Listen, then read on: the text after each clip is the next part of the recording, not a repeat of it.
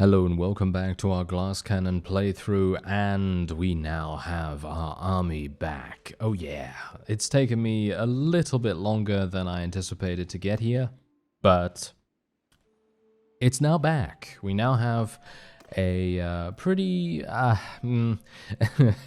was gonna say, we now have a pretty strong no, it's actually not that strong. We do have a number of high tier troops, but we also have a lot of low tier as well, and I've been attempting to try and level them up by doing some relatively simple tasks in the form of escort caravan missions. I've been looking mostly for caravan ambushes, but unfortunately there doesn't seem to be many of those available at the moment, so it has been a little difficult to level up all of these bear archers, for example. These bear archers are really kind of having a rather large thorn in our side at the moment with 29 of them. And here, none other than Mr. Monchug is waiting for us to murder him.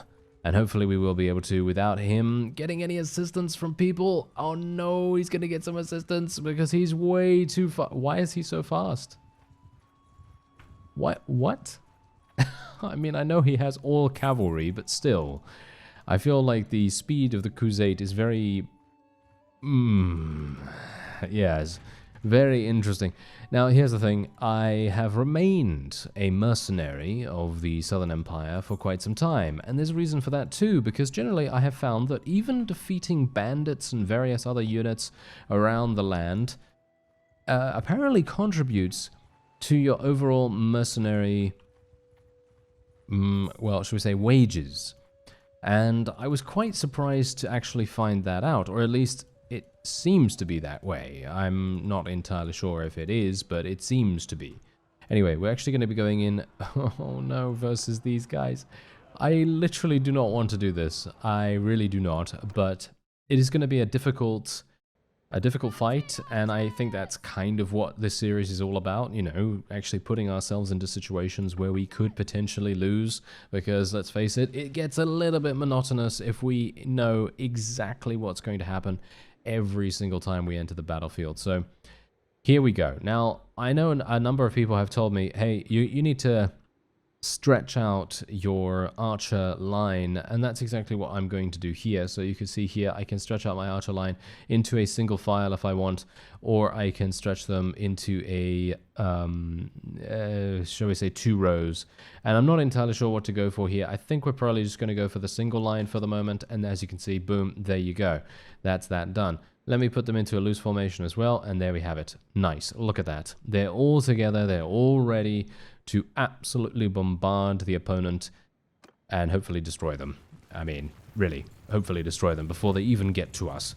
But we have to bear in mind, these are Khuzait we are talking about. Khuzait are very, very strong on the fields of battle.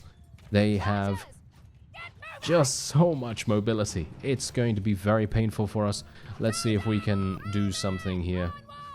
Going to move my archers into a position where they might be able to do some nice damage. And otherwise, I'm just going to shoot some arrows into oblivion and not hit anything, because that's what I do. Anyway, let me see. Maybe I can actually get lucky. Okay, we're hitting a lot of horses at the moment. That's not that useful. That's not that useful. I'm sorry. That is really not that useful at all. Although, I mean, oh, the Crusade heavy horse archers. Oh no, the pain. The pain that is about to befall us. What do you think? Oh yes. Okay. Yeah, this might be it. Are those mine over there? No. They're not mine. Okay, fantastic. I was a little bit worried about that for a real quick second. Okay. Just gonna move these guys a little back. Okay, so the enemy is not really doing anything, and the allies are not really doing anything either. They're kind of just... Oh no, this is actually something that people were talking about in the comments, and they were saying about the realistic battle AI mod. And obviously I've installed this in an effort to make the AI a little better, but I think it might actually end up to be better in terms of a side grade rather than an upgrade. So it changes their behavior in a somewhat more dangerous fashion to our own health than it is to the enemy's health. And I think in general, if I lose too many units here, I might literally just uninstall it right now, because I have spent quite a bit of time. As I said before in the previous episode, it doesn't take that long to get a lot of units back, but it does take quite a long time to level them up. That's the big time sink most of the time. So I'm very much hoping that we will not lose too many of them, and hopefully I can do some nice damage here in the process. Nice! Take out that Crusade Heavy Horse Archer, very good. And my archers are now in a slightly better position. But the enemy is literally just chilling. As you can see, look at them. All the way over there. Yeah, I'm gonna get out of here. I'm gonna get out of here. There is no point in me literally throwing away all my units when the allies are literally doing nothing. They are just standing there, basically proving exactly why I generally do not help the friendly AI. Because any single time I have tried to help the friendly AI in the past, they have always been selfish in regards to their own units and their own casualties. And as a result, they don't work together as a team most of the time. And I'm not saying this is, you know, all the time, because sometimes they are very helpful indeed. But in the majority of cases, they do tend to be in a situation where they just go, oh, you know what? I'm just going to allow the player to sacrifice all of their units, and then all of a sudden, boom, you have lost 90% of your army, and the allies have literally not contributed anything. So that can happen, and has happened to me quite a few times, and it's, ooh, yeah, it's definitely not something that I really wanted to have happen here. So that's why I was just thinking to myself, yeah, you know what? Get me out of here, you know, get me out of here. That is just way too costly for, you know, any reward that I'm going to get. And it makes me not want to fight in battles against the Crusade, which is actually kind of a shame, because some of the fights against the Crusade are some of the most intense. But I think in general, the way that it works right now is that we are literally just unable to deal any damage to them, because they have so many wonderful horse archers. And I'm not saying that they're a, you know, completely imbalanced unit that really needs to get toned down a little bit in terms of their own statistics. No, no, no, I'm not saying that at all. What I am saying is that they are so strong that a lot of reasons why the Crusade are able to capture many, many portions of their territory, or shall we say, expand their territory, is just because of their horse archers. It really is. It's actually kind of frightening. Anyway, we're going to go into this tournament here because I'd like to get something from the first section of this episode, and hopefully we're going to be able to do something nice here. If I win this, then I will probably leave the Southern Empire. Actually, you know what? Even if I don't win this, I will leave the Southern Empire. I'd like to join someone else and hopefully not fight the Crusade. It's actually kind of hilarious how badly I really do not want to fight horse archers. It's kind of sad. It's kind of sad, because I feel like generally in these kinds of situations, you kind of want to fight, you know? You kind of want to, you know, think about fighting and everything. And oh, look at that, perfect parry, correct side block. Oh, okay, fantastic. Very nice. But I did have my posture break right there. But yeah, oh yeah, someone said tournaments are absolute nightmares now as well with the new mod. Oh, okay, yeah, that's actually, oh no, what am I putting myself into here? Apparently I am just throwing myself into the meat grinder and just literally having the worst time of things ever, because it seems as though most of the enemies are going to be insanely difficult for me to eliminate now. And, well, let's see. When I get into the 1 versus 1 situations, maybe that is indeed going to be proved right. Okay, we've got to be a bit careful here. Bear in mind that posture is indeed a thing. Okay, got to be careful here. Yeah. Okay, come on in. Okay, so it's really strange, actually. It feels to me like when the AI is fighting AI, it's not even bad. I feel like they are actually pretty good at hitting each other, but for some reason, I have difficulties hitting the AI now. And you can see here exactly what's going on. I mean, we did take him out because his posture meter obviously you know, went down to 0, and we were able to knock him down, which is actually fantastic. That was really, really good. But imagine if we were on the other side of things. Imagine if he had reduced our posture. Then that would have been, well, probably a death on our part, but thankfully we don't need to worry about that. Not yet, at least. There we go. Okay, seems like when they're on a horse, they can't really defend that well, so that's actually nice. But when they're on foot, have you noticed that I haven't landed any hits whatsoever? Yeah, this might very well be an infinite fight until someone's posture goes down.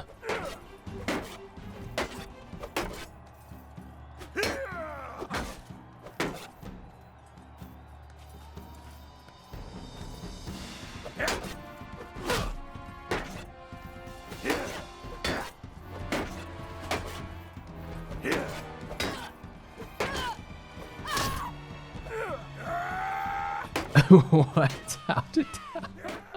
How did my parry get broken? Okay, his was broken as well, but that is actually hilarious. I must have used an attack just when my posture was about to run out, and as a result, I literally just fell over. I'm not sure how realistic that is. I'm you know, I'm kind of questioning that a little bit, because generally I feel like we are quite a hardened warrior. Oh, that was actually very nice. We are a hardened warrior, and as a result, our stamina should be pretty high, right? I mean, you know, we've only been in this tournament for not even 5 minutes, and while fighting in a full set of armor is indeed very energy draining, I would definitely not think that we would just fall over randomly. I don't know, but yes, whatever the case, let's see, what else? Manual laborers. Okay, yes, I have 13. I don't really need the cash, so we're probably not going to be doing anything with that, but yeah, we're going to leave the Southern Empire right now, so let's just leave them real fast. And I'm thinking we're probably going to join Britannia. Let's actually just take a quick look here. So, Britannia...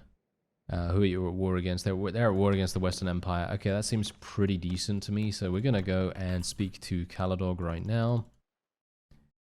And the Western Empire will be our first foray into battle in quite some time. And I do need to level up my units quite significantly. So hopefully we're going to be able to meet some relatively, I don't want an easy time, but I also don't want an extremely difficult, impossible task like fighting the Crusade is at the moment. So I would like a minor-ish vassal with around the same amount of units for me to fight, please, game. Would you mind serving one of those up on a silver platter for me? Yes, it's probably not going to do that. Let's just say it's probably going to give me an army that's over 1,000 strong, and then I'm going to have to run away from them or something like that. Who knows? It doesn't seem like it at the moment. Oh, there's some looters. Let's actually just fight these guys. I've basically just been going into auto-resolves at this point, and I have been... you know, actually getting some pretty decent experience gains from that, so I'm pretty happy with it, but yeah, I would very much like to fight a vassal instead. I mean, these looters are giving me some decent experience, as I say, but I think a vassal battle would be much, much more prevalent. Yeah, hey there, vassal. Yes, just leave me alone, sir, thank you. Oh, what a classic. Ooh, hello there. Okay, Achios. Oh, yes, we know Mr. Achios. We've fought him before many times. This is going to be good. Okay, so this is going to give us a good opportunity to actually... Okay, apparently not. Apparently it's not going to give me a good opportunity because he's just going to go hiding in the castle.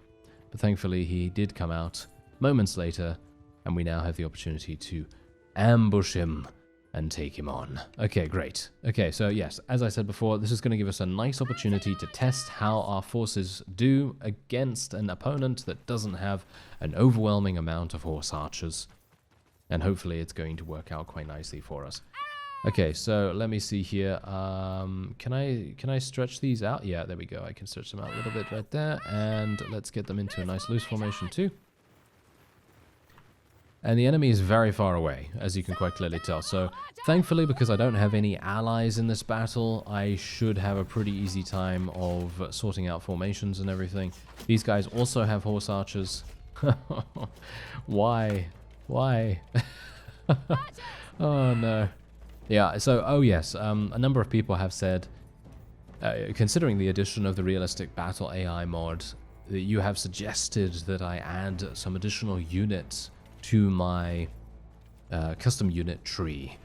And on the one hand, I think that that actually does make a great deal of sense, and I'm not disagreeing in any way. I actually would say that, yeah, that's probably a really good idea. However, I'm kind of wanting to be a bit stubborn on that point, because I want to kind of try and prove to myself that I might be able to achieve victory with being given just what we have at the moment. And that's a very glass cannon way of doing things, because some people have they've suggested things like using shields, using heavy infantry, using horse archers and things like that. And for me, that kind of strays away from the theme of the glass cannon. At least that's what, you know, the thought in my head is at the moment anyway about glass cannon, because generally glass cannon for me is all about a unit that is going to die in 1, 2, maybe 3 hits if they're lucky, and but is able to do massive damage before that happens. And in that case, we're not going to have shields, we're going to have two-handed, and that's it. That's what we're going to have. And most of my infantry, as you can see right here, they do not have shields, they have nothing, and generally only my companions are the ones that have shields, which is primarily just because it suits their statistics. That's it. I can't really change my companion's stats at all, so that kind of makes sense, right? You know, if they have one-handed, then obviously I'm going to give them a shield to go with that one-handed, but, you know, if they were a two-handed weapon user, then obviously I wouldn't give them a shield. Seems like my archers are not really doing very well at the moment, but it seems like we are able to do quite a bit of damage here and there. I'm finding that I'm actually super bad at hitting people with my bow for some reason. Not sure why that is. I think I'm going to need to get a little bit better at this. This is exactly also the reason why I absolutely adore thrown weapons, because shields are basically a non-issue when you get to a certain point in time in the perk tree. Okay, wait a minute. Seems like we're actually not doing too badly right now. Oh no. Oh no. Okay, hello, sir. Okay, yeah, we're just going to tell my infantry to charge in now. Hopefully they're going to help me. Yes, get in there. Get in there, murder them. Murder them in every single respect. Thank you very much. Okay, that actually worked out quite nicely. We have lost a number of units, but thankfully my medic is doing her job. So we've lost only 3 to unconsciousness and nothing much more. So that's really nice.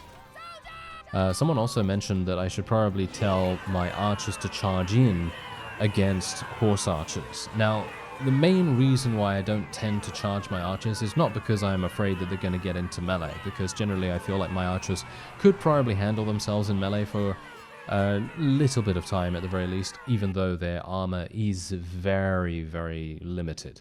But the main reason why I don't tell them to charge is mainly because of the way that the horse archers work.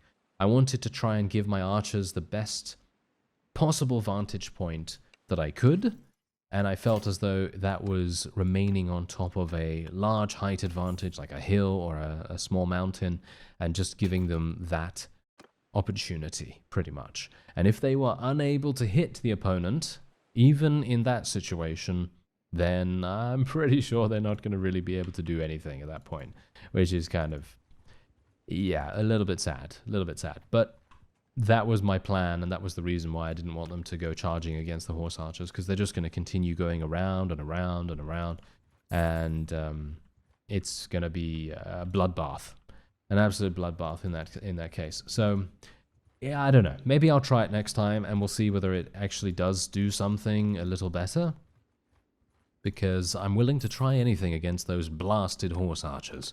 They are way too strong. Way, way, way too strong. At least that is my opinion. But otherwise, let's see here. I have a number of people that can also level up. I'm just trying to get as many high tier units as possible. That's pretty much it. I don't know whether you noticed, but ODOC has actually been taken now, so there is no longer any need for us to try to take that or anything. There's just well, there's just nothing there because it has been taken. It has been taken by the Southern Empire. I should go in and help Caladog's army. You know, I might just uninstall the realistic battle AI mod, to be honest, because while it does make things more difficult, and I'm kind of all for that most of the time if it actually works with the theme of the series, you know. But if the AI, and I'm talking about friendly AI here, does not engage the opponent and basically just stands there and allows me to sustain all of the casualties, that is basically useless. And in my opinion, I just don't really want to deal with that, you know. And if it happens in every single battle, it's just not worth it. You know, it's just not worth it. Because even if the AI is indeed better, it's very subjective what better is. Because if better is them just standing there and allowing my archers to get absolutely mercilessly murdered, then I don't really want it, thank you very much. You know, that's the kind of thing I'm talking about. Anyway, let me see if I can maybe get to 175 in bows here. I'm hitting people. Oh, what the...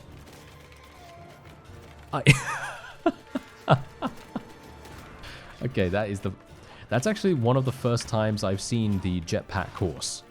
Yes, the jetpack horse. That is absolutely wonderful. Love it. Those are the kinds of... those are the kinds of moments that I really, really love in this game and other games that have ragdoll physics. I absolutely love that. That is so incredibly fun. Anyway, hopefully we're going to get to see more of that.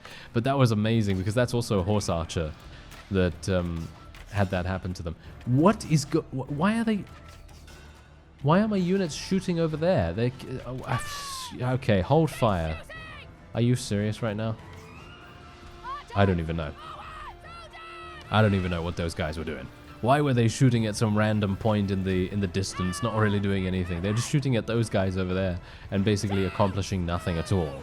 So that's also something that is a little bit worrying, but yeah, anyway, let's just put these guys around here. Let's get them to now fire at will, because they're actually at a pretty decent point. And maybe we're going to be able to get some damage. Nice. Eliminated one of the enemy vassals. Very good. Okay, that's exactly what we want to see. Now, if I could get my forces to be a little bit closer, and this is also another reason why the AI is a bit weird sometimes. They seem to not want to stay close. And I mean, obviously that is to be expected, of course, because they really don't want to be in effective range for the enemy archers. I mean, it makes sense, right? That the enemy is going to try and stay out of effective range for our absolutely merciless, damaging bombardments from the archers under our command. But yeah, it's just difficult. It's difficult to get them in range. But it seems like they are actually in range right now. That's actually cool. Okay, I'm pleased. Is that a crash? No? Okay, that's not a crash. Okay, whew. I was a little bit worried there for a quick second. Okay, we've got to 175. Nice. Can I get more? I would like to get to 200, please. He says as he just gets 175. Yeah, of course. That's never going to happen. That is never going to happen. Well, it is going to happen eventually, but it's going to take quite some time. I mean, if I continue to get archery kills, then I might be able to make it in this episode, but highly unlikely in my opinion. Someone also said that I should mount up the horses. Yeah, this is the reason. You see this? You see this right here? Riding skill not adequate to mount. Indeed, because obviously war horses require 60 in riding, and as far as I'm aware, I have about 30 or something along those lines. What's this guy doing? Did you see that? What was he doing right there? He was just standing there. He was waiting for us to shoot him or something. I don't even know. Okay, this is yeah, actually, where are the... Did the allies literally retreat?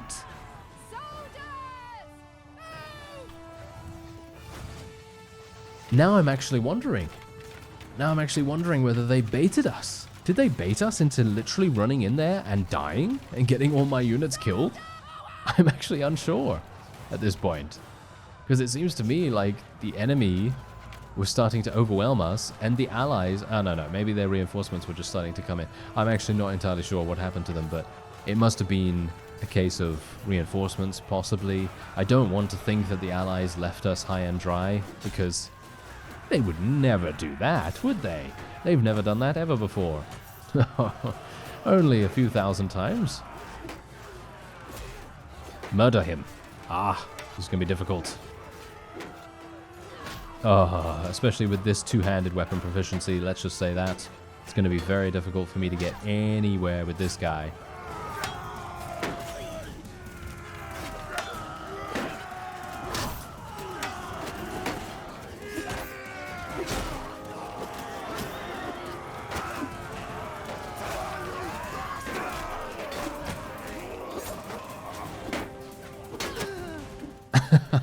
Okay, well, that's fine. I mean, I'm okay with that, you know, as long as we can get some kills with our two-handed, I'm pretty happy with it, but good luck actually hitting any of them. Any of these guys right here, their combat proficiency has been boosted into the outer atmosphere at this point. And I have no idea how I'm able to even hit them. I mean, generally, I only have 143 in two-handed weapon proficiency, but I'm going to say right now, if you are someone that is just starting to play Bannerlord, or in general, you're starting a new playthrough yourself, and you're looking for a mod, it's probably not the best idea to go for the Battle AI mod, at least at the start. I would probably recommend installing it later down the line when battles start to become quite easy, because if everything is super simple and, you know, it's just kind of like a steamroll, then it's going to become very monotonous and tedious to go and attack this guy, and this guy, and he's just going to get murdered every single time, right? But if you install this mod, at that point, when battles do become easy, then I think you're going to have a good time. But generally, I think a character with a low amount of weapon proficiency, and I'm not talking about ranged efficiencies here, I'm talking about melee proficiencies, because obviously if you think about how slow you're going to be swinging with a one-handed or a two-handed, and if the AI is just insanely impenetrable with their defense, good luck hitting them. You know, good luck hitting them. And what you're going to need to do is you will need to have your own units assist you in your efforts to eliminate whoever it might be. And I suppose that's kind of what the realistic Battle AI mod is trying to do. It's trying to force teamwork in and amongst your forces. I can only assume that that is indeed what it's trying to do. And you are going to be needing to do that. You will literally need to do that if you want to succeed against any AI, because they are literally just going to be way too difficult to beat one-on-one. And I suppose that's actually the reason why you said that tournaments are nightmarish with this mod installed. And yeah, I can definitely see why you would say that. It is very tough. All right, so I'm actually going to give a crossbow to Kuzri here, and we're going to give her a fine crossbow because she needs a crossbow. She actually has 120 in crossbows, and this makes the most sense, right? So I will give her a fine crossbow. It's looking real nice, pretty cheap as well, not too expensive. And yeah, otherwise I think that's pretty good. And we have actually participated in a relatively large fight, and we've been able to level ourselves up. You can zoom in 50% more with bows. Yes, I don't really care about that. I'm going to go for Skirmish Phase Master, which means that I take 10% less damage from projectiles. I think that's pretty good. And we also leveled up our charm.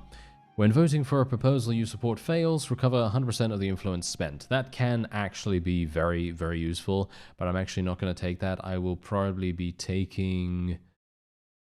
you know, actually, I don't really care about either of these. I'm looking at mostly the secondary effects, and gaining additional relation when you increase relationship with merciful lords. I think that's probably better than increasing your relationship with cruel lords. So I'm going to go for the merciful ones. And otherwise, what do I want to increase? Probably leadership, right? Yeah, probably leadership, so let's do that, and then we can go for another point in social too. All right, so that's probably going to be it for this episode, but I just kind of wanted to give you an idea as to what's going on, and we now have our army back as well. I can now ransom these prisoners for 67,000 too, which is very lucrative. Thank you, I will take that money, and I will pocket it away for a rainy day, which is going to be in 5 minutes or something when I get defeated again. Anyway, point is, we're going to be... I did say I was going to create my own faction in this particular episode, but I needed to level up my own forces, and we were at war against the Khuzait, and I thought to myself, okay, I'm going to fight Monchug. That was what we wanted to do at the very start of this episode, but he was just way too fast because he has so many cavalry in his army. But I now have a pretty significant amount of bear assassins, and most of my low-tier units have actually leveled up by this point. Well, I say most of them, but there's still quite a few remaining. But once they have leveled up, we will be creating our own faction. Don't worry about that. I will play the game until we have a suitable target. I thank you very much for watching, and I'll see you next time.